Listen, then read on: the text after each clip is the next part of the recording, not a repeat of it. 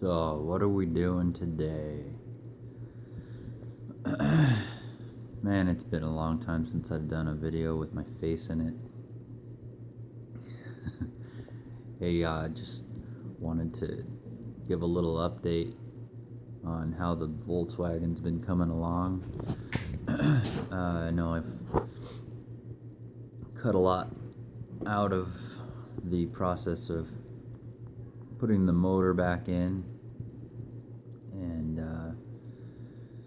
that all went pretty smoothly. No real major issues.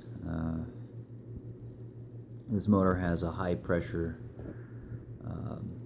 or had a high pressure oil filter on it when I purchased it, and evidently it was there for a reason. I decided to do an oil change on it using the recommended type oils with the extra zinc in it. So I was happy to get all that installed, and looking around in the store, I couldn't find a high pressure oil filter. So what we did is search the web for a comparable filter. It ended up being a Motocraft filter, and it wasn't a high pressure oil filter. So upon starting the engine for the first time with the new 44 IDFs, I'm sitting in the car watching the gauge, and the oil light pops on. I shut off the engine, come around to the back of the car, and oil's all over on the floor. Yeah. Long story short, the oil filter blew apart, and I'd say probably 4 of the 5 quarts of oil that were in the bug, because I have the extra sump on the car, the extra oil sump, was all over the floor, and it was just a mess. So that was probably the most exciting part of the whole process of installing the new motor. Been a long time since I've had to cope with dual carbs on a car. My first car was the 73 Squareback. It did have some dual single Webers on there. So the last few days I've been tinkering around with the linkage and trying to get the 2 carbs balanced so that we have all 4 firing equally, or at least close. I don't have don't have one of the gauges that you put on top of the carburetor to gauge the flow, so I had to order one of those. The name eludes me right now, sorry. But any of you guys out there dealing with dual carbs know exactly what I'm referring to. So what I did, I'm not sure if it's right, but it worked. I tried to adjust the carburetors with the linkage to the crossbar off, and pulled the spark plug wires from each cylinder one by one to see how the motor reacted, and if it wasn't bogging down. I believed my common sense, if it is common sense, led me to believe that carburetor wasn't supplying enough air fuel to its cylinder. So on the driver's side carburetor, I had to increase the idle more, and eventually got it up to where when I pulled the spark plug off of cylinder, that would be 3 and 4, side 3 and 4, it would bog down. After I got the idle set, I went ahead and shut the car off and hooked up the linkage, and so far so good. So That's the be bugging out method for balancing your carburetors. Sure Darren's gonna laugh at that. Anyway, the other VW gurus, easy jeezy. Anyhow, now I'm moving on to the interior. Purchased some door panels, and I got those off of eBay from a gentleman who purchased them and never installed them on his project. And being the dodo head that I am, sometimes I didn't even realize that the panels were for a convertible, not for the sedan. And that's okay. The price was right, so no big loss there. I was able to get the door panels to work. It's just the panels, obviously, for the rear seat are different than the sedan, so I ended up having to purchase those separately.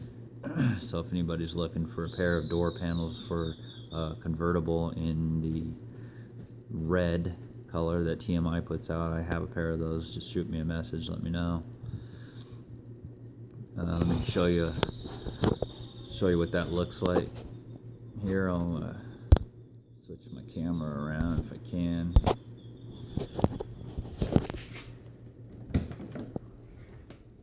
And there you go.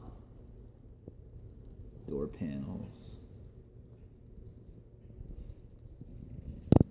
That's what it looks like over there. So slowly but surely. Had a mishap at some point. Nobody's taking accountability for it.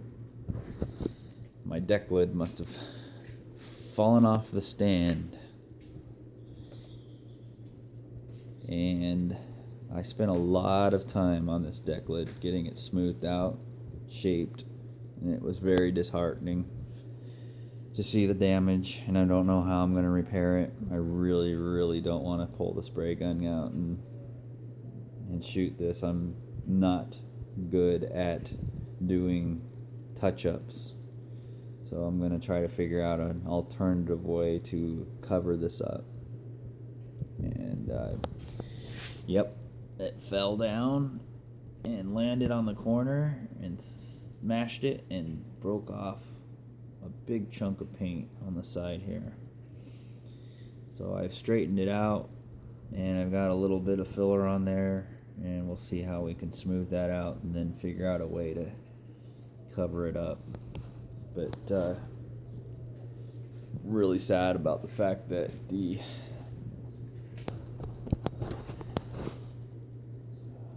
suspect didn't come forth and take accountability for their actions.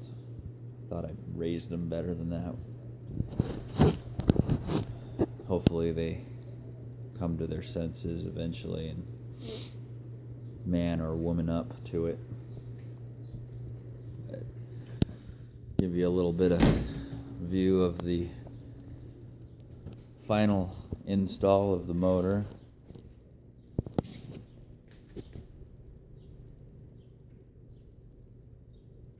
And that's pretty much how it's probably going to stay.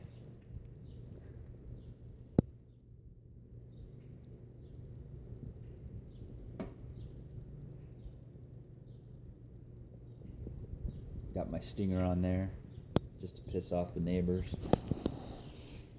But what's next? The seats. I've ordered the slip-ons and the cushions and the hog ties and the tool for installing the hog ties, and I'm going to use probably some of the existing material off of the rear seat to cover up the springs and hog tie it to the springs before I put the foam layer on. Kind of salvage some of the old material. That's just the way I work sometimes. I just try to reuse what I have available to me. But, yeah, that's where we're at. Sorry to hear about someone who has been rude and insensitive towards other people's videos, ruining or frustrating them. It's just uncalled for. It's unnecessary, but I guess when we throw ourselves out there on video, we're susceptible to it. Doesn't make it right, but it's the way it goes. And luckily, it is just a small percentage of the population that feels they have to lift themselves up by tearing others down.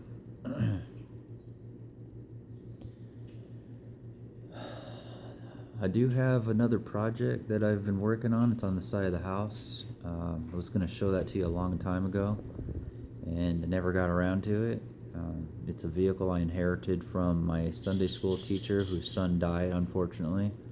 Had a quad runner accident, and his pickup truck has been sitting at his parents' house for the past 10, 11 years, and they knew that I was into this type of hobby of restoring and fixing up and tinkering, so they spoke with my parents and asked if I'd be interested in receiving that, and that was great. It was a real heartfelt moment when they asked me to come inherit it, and